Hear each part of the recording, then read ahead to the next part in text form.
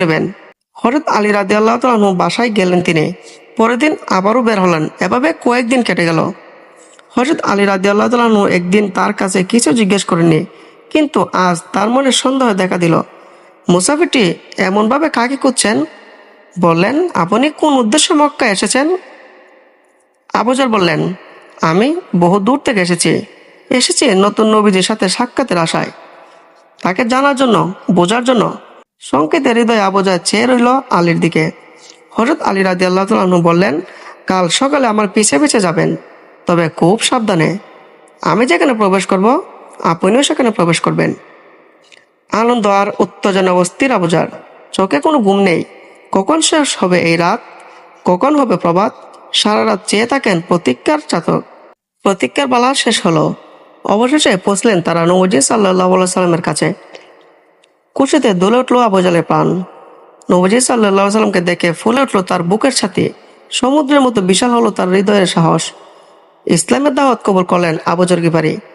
নবীজি সাল্লাল্লাহু আলাইহি সাল্লাম বললেন, তুমি যে ইসলাম গ্রহণ করেছো একথা এখন মক্কার কাউকে কিছু বলবে না। এরা কেউ জানতে পারলে তোমার জীবনের আশঙ্কা দিতে পারে। আবু যর বললেন, আমি মক্কা ছেড়ে যাব না, যতক্ষণ পর্যন্ত মসজিদে গিয়ে কুরাইশদের প্রকাশ্যে সত্যের দাওয়াত দিতে না পারি। নির্ভীক কণ্ঠে বললেন দুঃসাহসী আবু যর। তিনি মসজিদে গেলেন। কুরাইশরা তখন বসবাসে গল্প গুজবে মশগুল। তাদের মধ্যে জোরের বেগে উপস্থিত হলেন আবু যর। বজ্রের মতো তার কণ্ঠে বললেন, হে কুরাইশ গোত্রের লোকেরা, আমি সাক্ষ্য দিচ্ছি এক আল্লাহ ছাড়া আর কোনো প্রভু নেই, আর মুহাম্মদ সাল্লাল্লাহু আলাইহি সাল্লাম হলেন আল্লাহর রসুল। তার কথাগুলো সীসার মতো কুরাইশদের কানের ভেতরে বিঁধে গেল। তীরে ফলার মতো আঘাত করলো তাদের হৃদয়ে। ক্রোধে ফেটে পড়লো তারা ক্ষুধার্ত বাঘের মতো। তারা ঝাঁপিয়ে পড়লো আবু যরের উপর। আঘাতের পর আঘাত কত বিক্ষত করে দিল তাকে। রক্তাক্ত হলেন আবু যর। নবীজি সাল্লাল্লাহু আলাইহি সাল্লামের চাচা আব্দুল মুত্তালিব তাকে রক্ষা করলেন কুরাইশদের হাত থেকে। ধমকের সাথে বললেন তিনি, এ কি করছো তোমরা? গিফার গোত্রের লোকের গায়ে আঘাত করলে? তোমরা বাণিজ্যে যাবে কোন পথে? জানো তাকে হত্যা করার পরিণাম কি হতে পারে? ক্রুব্ধ কুরাইশরা ছেড়ে দিল তাকে। একটু সুস্থ হয়ে তিনি ফিরে এলেন নবীজি সাল্লাল্লাহু আলাইহি সাল্লামের কাছে। তাকে রক্তাক্ত দেখে ব্যথিত হলেন নবীজি সাল্লাল্লাহু আলাইহি সাল্লাম।